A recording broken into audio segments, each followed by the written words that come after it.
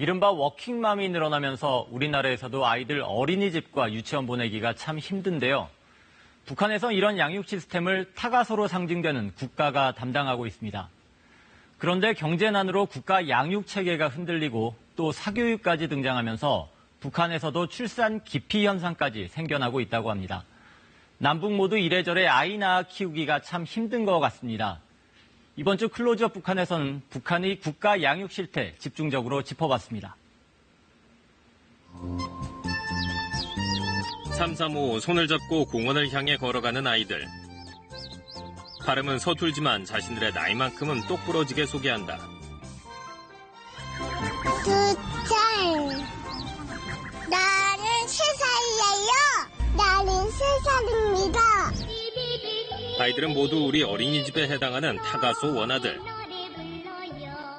타가소에서 배운 것들을 선보이는 이 TV 프로그램에서 몇몇 아이들은 깜짝 놀랄 수준의 실력을 뽐내기도 한다.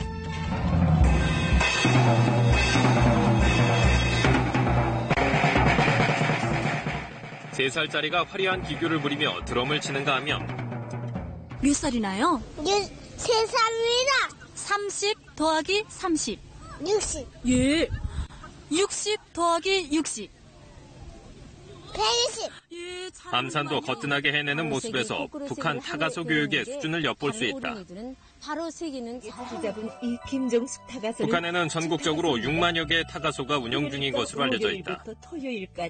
북한 당국은 도시는 물론 산간 벽지까지 또 직장의 경우 규모에 관계없이 타가소를 갖추고 있다고 선전한다. 오늘은 월요일이라. 한 폭의 그림처럼 아담하게 꾸려진 이 공장 타가소였습니다. 타가소는 정말이지 우리 아이들의 따뜻한 보금자리였습니다. 대상은 대부분 서너 살 아이들. 하지만 젖먹이반이라고 해서 채 돌이 안 된 아이들도 쉽게 찾아볼 수 있다. 이 어린이도 처음 세상에 안겨질 때는 제대로 앉지도 못하는 것이 이제는 이렇게 혼자서 기어다니기까지 합니다. 우리 역시 정부 지원으로 6세 미만의 유아들이 어린이집을 이용할 수 있지만 북한의 타가소는 양육의 사회바라 불릴 만큼 북한 당국의 관여도가 더 깊다는 것이 가장 큰 차이점이다. 북한 타가소의 가장 큰 특징은 이른바 주 타가소가 보편화됐다는 점이다. 부모는 월요일에 아이를 맡긴 뒤 토요일에야 집으로 데려갈 수 있다. 주말을 제외하곤 타가소에서 보육교사들과 함께 생활하는 아이들. 북한 당국은 이를 여성의 사회활동을 위해서라고 설명한다. 아이를 이렇게 맡겨놓고 연구사업에 전념할 수 있고 아이도 또 명랑하게 잘 자라니까 정말 기쁩니다. 또 아이를 키워주느라 수고 많은 보육원 선생님들에 대한 고마운 마음뿐입니다. 북한이 이렇듯 국가 양육제를 본격화한 건 6.25 전쟁 뒤 산업화 시기를 맞으면서부터다. 여성 해방이라는 고를 내걸었지만 실상은 여성들의 노동력이 필요했기 때문이다.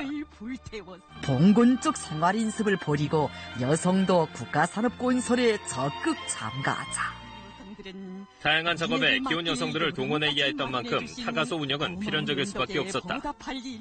여성의 혁명화 노동계급화 정책에 따라서 여성들이 조직적으로 이 공장이나 기업소, 그 다음에 농장에 배치되기 시작을 했습니다. 특히 여성들이 밀집해 있는 지역은 의무적으로 보육원을 두게 해서 어릴 적부터 그 아이들이 거기서 크고 어머니는 공장에서 일을 할 수 있도록 하는 제도, 특히 이 방직 공장, 그 다음에 섬유 공장, 이런 여성 밀집 지역은 반드시 보육원이 있었던 거죠. 그래서 국가가 양육을 책임지겠다라고 하는 이 양육 시스템을 갖췄던 게 북한 제도의, 사회복지 제도의 중요한 특징이었습니다. 우리는 여자들이 다 일을 하지 않습니까? 혁명의 한쪽 수레바퀴를 몰고 가는 것도 여자니까 공장 기업소에 가서 여성들이 일을 하는데 아이를 맡길 데가 없으니까 김일성 시대에 공장에다가 타가소 유치원을 같이 건설을 했어요. 그래서 아이들을 8개월부터는 거기다가 맡기고 전 먹이는 시간에 엄마들이 모유 시간을 딸로 지정해놓고 이런 북한의 국가 양육 제도가 복지 측면만 담고 있는 것은 아니다. 어려서부터 아이들에게 정치 사상 교육을 하기 위한 가장 쉬운 방식이라는 것이다. 사회주의 그러니까 사회주의에서 인간을 양성하는 건 개인이 아닌 집단주의지 않습니까? 그래서 이 국가와 당을 위한 그 재생산 측면이었죠. 어릴 때부터 보육원에서 자라면 자신이 이제 수령님의 아들, 특히 7, 80년대에는 수령님의 딸 이렇게 자라나다 보니까 이 자신의 존재 이유가 부모로부터는 보다는 수령과 당과의 관계 속에서 이 자아가 형성되는 그런 특징이 있었습니다. 실제 북한 당국이 타가소에서 어떤 교육을 실시하고 있는지는 타가소 운영 모습을 보면 짐작할 수 있다.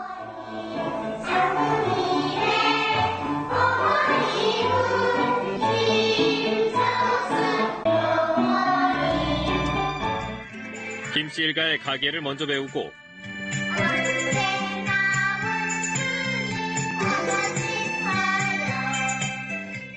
그들에 대한 고마움을 노래하는 아이들. 흔한 종이접기 작품도 김정은 위원장의 지적인 핵과 미사일이 주제가 된다.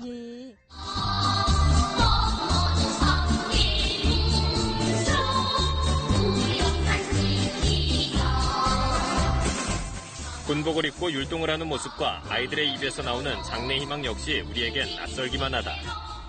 난 충나는 아버지 김정은 스님을 인민군대가 되었습니다. 사상교육의 첫 발을 딛는 단계가 바로 타가소하고 유치원이에요. 그러니까 아이들이 그때만큼은 아무 교육도 물들지 않은 정말 하얀 백지장과 같은 스펀지와 같은 그런 시기입니다. 그래서 이제 첫 스타트 교육을 북한에서는 좀 중요하게 보고 스타트 때 아무것도 모르는 애들한테 사회주의, 김일성, 김정일, 김정은에 대해서 확실하게 각인을 시킬 정도로 교육을 시켜라. 어린 시절 타가소 생활을 한 탈북민 역시 타가소의 사상교육이 가족관계에 큰 영향을 미쳤다고 이야기한다. 식사 시간, 간식 시간에도 딱 인사를 조상 앞에서 인사를 해야만이 먹고 또 지침 시간에도 지침을 하겠습니다 하고서 아이들한테 무슨 동무들 하면서 이렇게 노래를 부르면서 지침을 시켜요. 언젠가 엄마하고 내 사이가 이렇게 조금 멀어지는 듯한 느낌? 저게 진짜 나를 낳아준 엄마가 맞을까? 항상 엄마보다도 아버지 원수님, 대원수님을 더 가까이 하고 김정숙 어머님에 대한 걸 항상 들었기 때문에 저희 엄마 이름도 김정숙인가 했습니다. 자국의 미래인 어린이들을 잘 키우기 위한 사업에 언제나 깊은 관심을 돌려야 한다고 하시면서 김정은 위원장 역시 집권 이후 경상, 타가소 등을 직접 방문할 만큼 국가 양육을 강조하고 있다.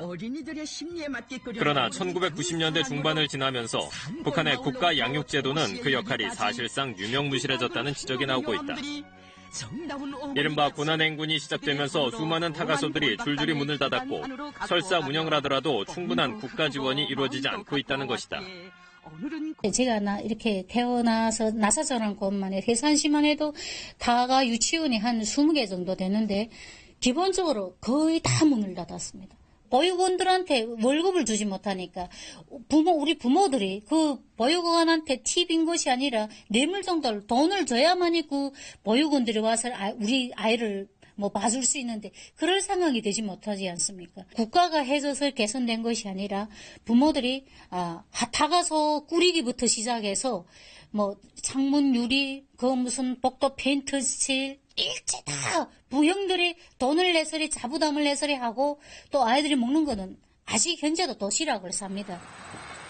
여기에 장마당으로 상징되는 시장경제 요소가 북한에 퍼져 주민들 사이 경제 양극화가 뚜렷해진 점도 자녀 양육에 적잖은 영향을 미치게 된다. 이른바 사교육이 등장하기 시작한 것이다. 2000년 중반부터 이제 양극화가 확 드러났죠. 그러니까 북한의 시장경제가 발전하면서 시장경제의 하나의 그 어두운 측면이 이 계층 양극화가 엄청나게 심화된 겁니다. 평양이나 해산, 신의주는 방을 얻어놓고 선생님이 직업적으로 방을 얻어서 애들을 몇 명에서 그룹으로 이렇게 가외를 하고 이런 경향은 북한의 중심부인 평양 타가소까지 변화시키고 있다. 우리는 세상에 부럼 없어요. 이제 해피스인다 월드. 건강하십니까? 하와이요. 영어와 제2외국어 그리고 컴퓨터 교육까지 타가소에서 진행되고 있다. 그러나 이런 교육은 타가소에서도 일부 아이들에게만 한정된다. 중앙당 간부 등 특권층이나 경제력을 갖춘 부모들이 추가로 비용을 지불하면서 타가소에서도 교육이 차등적으로 이루어지는 것이다. 등원을 할 때 일단 옷차림이 일단 틀리고요. 가방부터 시작해서 신발부터 머리끝부터 발끝까지 한국 용어로 보면 명품으로 이제 들러가지고 오는 겁니다. 근데 이쪽 애들은 그냥 뭐 편리화를 신고 오거나 그냥 뭐 반팔 입고 오거나 그냥 이렇게 집에서 그래 깔끔하게 그냥 입고 오는 이런. 그마저도 또 안 돼서 어제 입던 옷을 또 오늘 입고 오고 또 일주일 동안 계속 입고 오는 이런 아이들도 있죠.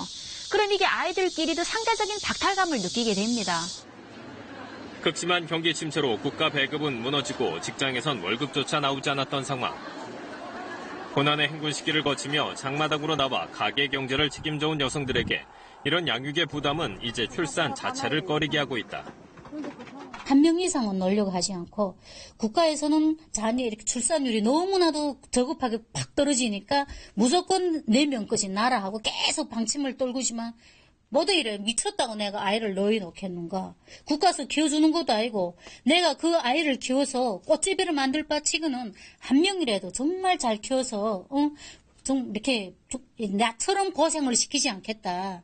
그게 우리 북한의 최근 시대 그 청년들의 그 구호입니다.